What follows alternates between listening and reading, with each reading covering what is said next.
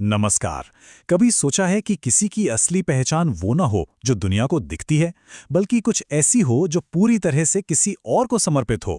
आज हम एक ऐसी ही बहुत गहरी कविता को समझने की कोशिश करेंगे जो पहचान के इसी सवाल को एक नया मोड़ देती है और हमें दिखाती है कि कैसे एक भक्त खुद को पूरी तरह महादेव में खो देता है। तो कविता की शुरुआत ही होती है इस लाइन से, ना पूछो मुझसे मेरी पहचान। ये लाइन हमें एक पल को रोक देती है। आखिर कोई अपनी पहचान बताने से मना क्यों करेगा? क्या वो कुछ छिपा रहा है, या फिर उसकी पहचान ऐसी है जिसे शब्दों में बताना मुमकिन ही नहीं? चलिए इस रहस्य को परत दर परत खोलते हैं। असल में हम सब अपनी जिंदगी में एक पहचान, एक मतलब ढूंढते हैं, है ना? ये कविता हमें इसी तलाश का एक बिल्कुल अलग जवाब देती है, एक भक्त की नज़र से। ये सिर्फ एक इंसान की कहानी नहीं है, बल्कि ये हमें भक्ति के उस रास्ते को समझने का मौका देती है जहां मैं और मेरा का मतलब ही खत्म हो जाता है और सब कुछ ईश्वर में मिल जाता है। तो कविता की पहली परत खुलती है और हमारे सामने आते हैं दो बिल्कुल अलग रूप, एक दूसरे से एकदम विपरीत।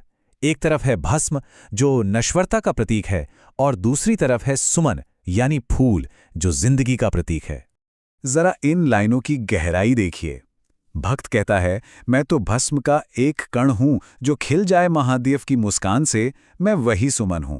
मतलब एक ही पल में वो भस्म भी है और फूल भी, वैराग्य भी है और सौंदर्य भी।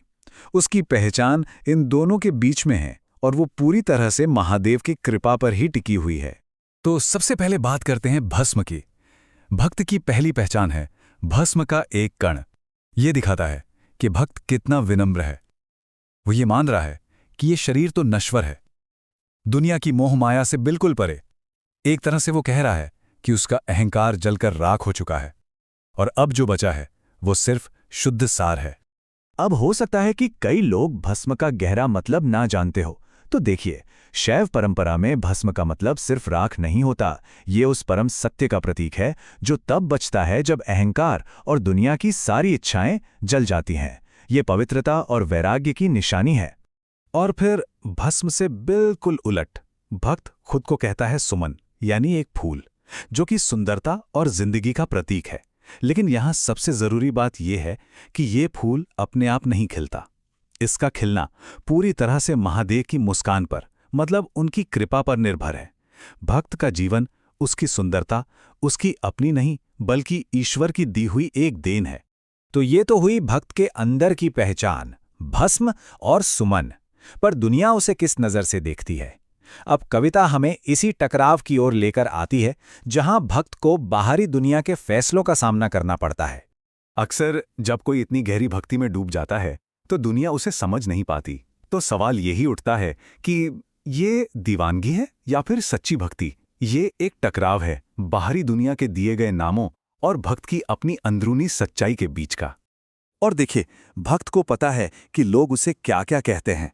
कोई दीवाना कहता है, कोई पागल, पर उसे इन बातों से, इन लेबलों से कोई फर्क नहीं पड़ता। वो इन सब को एक तरफ रखकर अपनी असली गहरी पहचान का ऐलान करता है। तो फिर उसकी असली पहचान क्या है? वो खुद को क्या मानता है? महादेव के चरणों की धूल। सोचिए, विनम्रता की इससे बड़ी मिसाल क्या होगी? भस्म के एक कण से भी छोटा होकर वो खुद को अपने भगवान के पैरों की धूल कहता है। ये पूरी तरह से समर्पण का भाव है। यहाँ भक्त का अपना कोई वजूद नहीं, वो तो बस अपने ईश्वर का एक हिस्सा है, एक अर्पण है। चलिए, अब कविता के आखिरी हिस्से पर आते हैं। यहाँ पता चलता है कि भक्त का आखिरी मकसद क्या है, उसकी सच्ची इच्छा क्या है, वो असल में जिंदगी से चाहता क्या है। इन लाइनों में भक्त की पूरी इच्छा समाई हुई है। और ध्यान देने वाली बात यह है कि यहाँ कहीं भी धन दौलत, नाम या शोहरत की बात नहीं है। जो कुछ भी वो मांग रहा है वो पूरी तरह से आध्यात्मिक है। तो चलिए इन इच्छाओं का मतलब समझते हैं। दुनिया के शोर से दूर, इसका सीधा सा मतलब है कि वो दुनिया की चिंताओं से आज़ादी चाहता है। शिव का साथ, मतलब वो हमेशा अपने ईश्वर के पास रहना चाहता है। हाथ में डमरू सृष्टि की लय से जुड़ने का प्रतीक है। और आखिर में सिर पर महादेव का हाथ, जो उनके आशीर्वाद और सुरक्षा की सबसे बड़ी इच्छा है। तो कुल मिलाकर ये पूरी कविता एक सफर की तरह है, एक आध्यात्मिक यात्रा जिसमें भक्ति के कई पड़ाव आते हैं और जाते हैं। चलिए इसका सार समझते हैं। अगर संक्षेप में कहें तो ये सफर शुरू होता है दुनिया के दिए गए नामों को नकारने से, जैसे दीवाना या पागल। फिर ये विनम्रता की ओर बढ़ता है, जहां भक्त खुद को भस्म और धूल कहता है। और आखिर में ये सफर खत्म होता है महादेव के साथ और उनके आशीर्वाद की इच्छा पर।